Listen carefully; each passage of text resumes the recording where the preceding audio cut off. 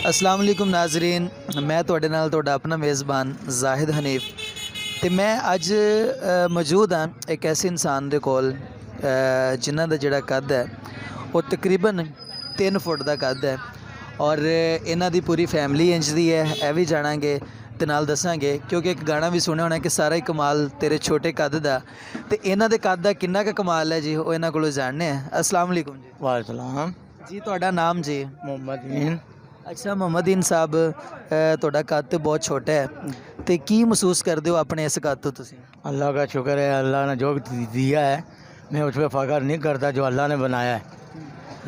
ਅੱਛਾ ਫੈਮਿਲੀ ਦੇ ਵਿੱਚ ਤੁਸੀਂ ਮਤਲਬ ਇਕੱਲੇ ਹੀ ਤੁਹਾਡਾ ਕੱਦ ਇਸ ਤਰ੍ਹਾਂ ਦਾ ਹੈ? ਤੁਸੀਂ ਇੱਕ ਦਫਾ ਸਾਨੂੰ ਖੜੇ ਹੋ ਕੇ ਵੀ ਦਿਖਾਓ ਤਾਂ ਕਿ ਅਸੀਂ ਕੈਮਰੇ ਦੇ ਵਿੱਚ ਰਿਕਾਰਡ ਕਰ ਲਈਏ ਜੀ।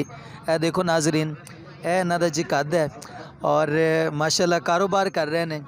ਬੈਠੋ ਸਰ ਜੀ। ਅੱਛਾ ਜੀ ਤੁਸੀਂ ਇਕੱਲੇ ਹੀ ਤੁਹਾਡਾ ਕੱਦ ਇੰਜ ਦਾ ਹੈ? मेरी एक दादी होती थी पौनी, अच्छा वो एक वो तो एक हम थी।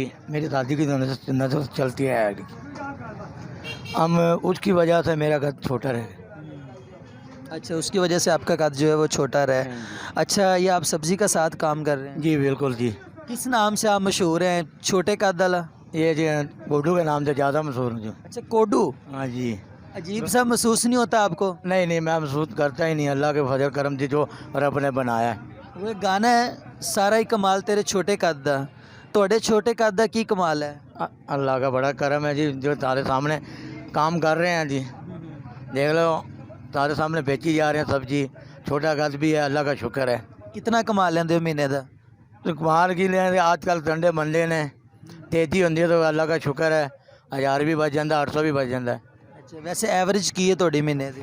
महीने की जी हुई है जी, देख लो ज़्यादा से ज़्यादा 15 तो 3000। अच्छा महीने ਦੀ एवरेज? हाँ जी। 30,000 15 ਤੋਂ 30,000 ਤੱਕ ਮਤਲਬ ਤੁਸੀਂ ਮਹੀਨੇ ਦਾ ਕਮਾ ਲੈਂਦੇ ਹੋ? हाँ जी। ਅੱਛਾ ਕਿੰਨੇ ਬੱਚੇ ਨੇ ਤੁਹਾਡੇ? बच्चे 4 ने अल्हम्दुलिल्लाह। 4 ਬੱਚੇ ਨੇ। ਉਹ ਵੀ ਕੋਡੂ ਨੇ ਜਾਂ? वो ठीक ठाक ने, एक बच्ची छोटी है। ਅੱਛਾ ਇਹ ਜਿਹੜਾ ਆਪਣੇ ਨਾਲ ਬੈਠਾ ਤੁਹਾਡਾ ਬੇਟਾ ਹੈ? जी बेटा है जी बिल्कुल। ਕੀ ਕਰਦਾ ਹੈ ਬੇਟਾ? बेटा पढ़ता है, स्कूले जाता है जी। ਅੱਛਾ ਜੀ। ਜੀ ਅਸਲਾਮ ਵਾਲੇਕੁਮ ਬੇਟਾ। ਵਾਲੇਕੁਮ ਕੀ ਸਲਾਮ। ਨਾਮ ਹੈ ਤੁਹਾਡਾ ਜੀ? ਅਸਨੈਨ। ਤੁਹਾਡੇ ਅੱਬੂ ਦਾ ਕੱਦ ਛੋਟਾ ਹੈ ਤੇ ਤੁਹਾਨੂੰ ਕੋਈ ਕਹਿੰਦਾ ਹੋਵੇ ਕਿ ਕੋਡੂ ਦਾ ਪੁੱਤਰ? कोई बात नहीं, खुश हैं आप? चलें जी। बाबा के साथ काम करते हैं आप? पूरी हेल्प करते हैं? यस अच्छा तो पढ़ रहे हैं आप? यस। कौन सी क्लास में? 5। चलें 5 क्लास में, बहुत अच्छी बात है। तो जी नाजरीन ਅੱਜ ਅਸੀਂ ਮੌਜੂਦ ਸੀ ਕੋਡੂ ਕੋਲੇ, ਕੋਡੂ ਮੁਹੰਮਦੀਨ।